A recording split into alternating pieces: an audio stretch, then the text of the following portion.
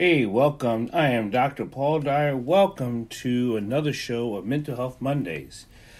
And let everybody know, as the iHeart and iTunes come on board, this is Mental Health Mondays with Dr. Paul Dyer.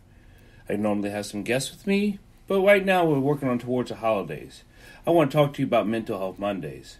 This week, as you can see, as maybe you can know, Thanksgiving's coming. You know, joyful, cheerful food, but it's also starvation.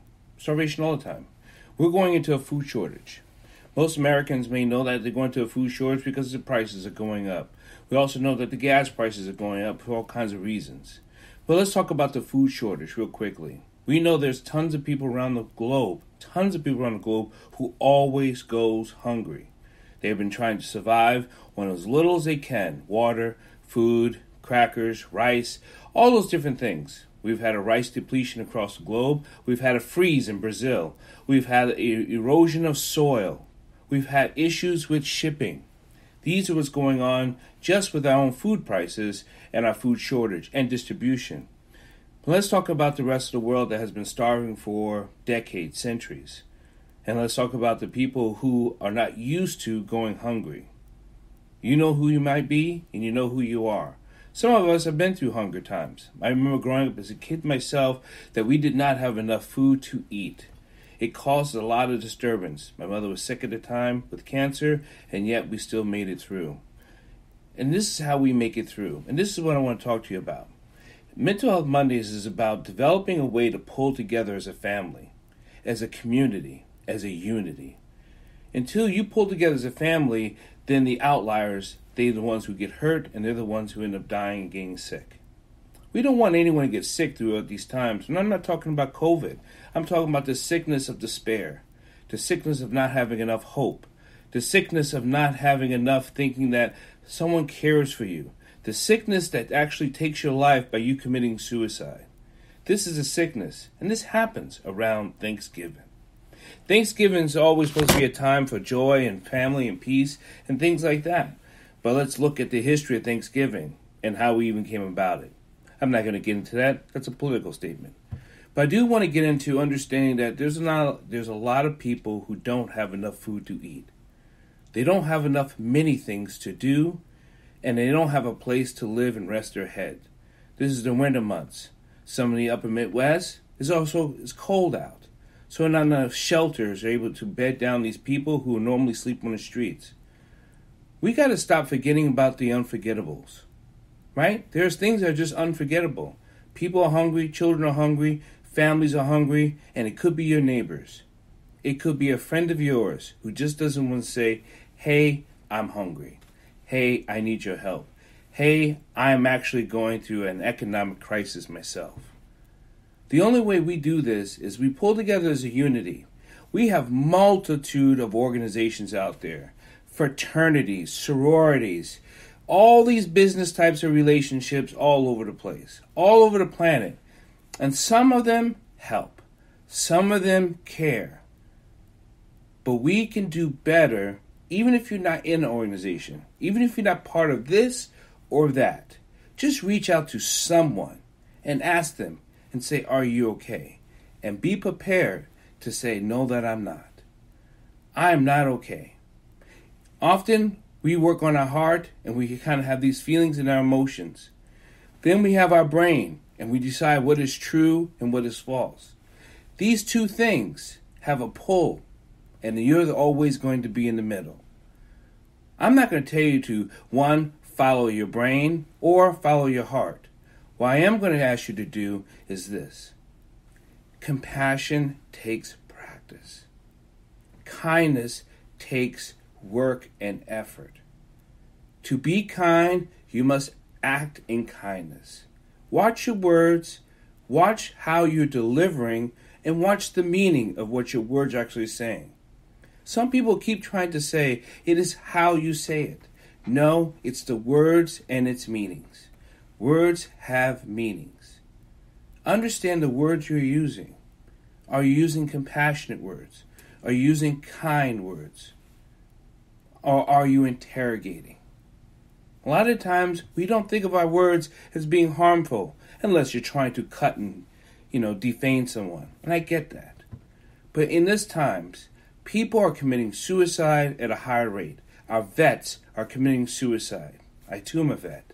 I too understand what it feels like to want to take your life. I too what it feels like to go through trauma and try to heal that and continue to heal that every day and say, I seek the living sciences and I seek to live. I want us to work on unity, compassion, and kindness. Unity starts with yourself. Unify yourself. Stop living in a dualistic world because that affects your heart and it also affects your brain.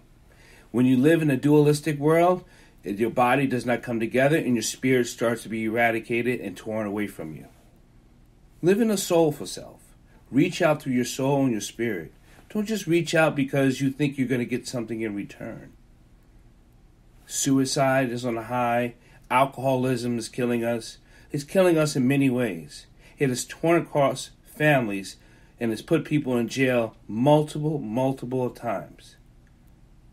Reach out. These times, all times, every time. It's not just these holidays. It's not just Thanksgiving. But if you want to save, you can travel. If you are going to travel, if you are going to see family, friends, or whoever you're going to see, please, not just do more than say a blessing for people who don't have. Make a plan with your friends and family that they and you are going to do something to help someone together. And I hope that brings your family together and unify your family. Hopefully it unifies your neighborhood. I don't care what it is that you do. You can give out turkeys, you can give out cans, you can give out toiletries. But I think a lot of things get missed. The socks. A lot of people living on the streets, a lot of people who don't understand, we miss having socks. What I say by we, I too. I've lived out there. I understand what it feels like. Don't ask me why, that's a whole different conversation. We come through a lot of things, and we can go through a lot of things. But we cannot go through it if we feel like we are not being seen or heard. Mental Health Mondays is I want you to highlight something, give you information, give you an understanding, and hopefully that puts you into an action. That is the bridges of all my shows. That's why it's called Bridges Live Presents. Because these things can bridge us together and to go across all those stormy seas so we can then unify ourselves. Stop breaking yourself down by not forgiving yourself or forgiving someone else. Allow yourself to feel and have grief. Allow yourself to go through that grieving period of whatever it is you're going through. But then again, reach out and get some help. Know this, that you're not alone. Mental Health Mondays is for you, for everyone. Share it, like it, love it, but also talk with someone else about their mental health. I saw something that came across my desk just so much recently about how often mental health is often faked, and a lot of people are faking their way through this. I hope we could erase fake it until you make it. Don't do that. You're destroying yourself from the inside to the out. That's why I practice the Qigong and the healing and the meditation arts.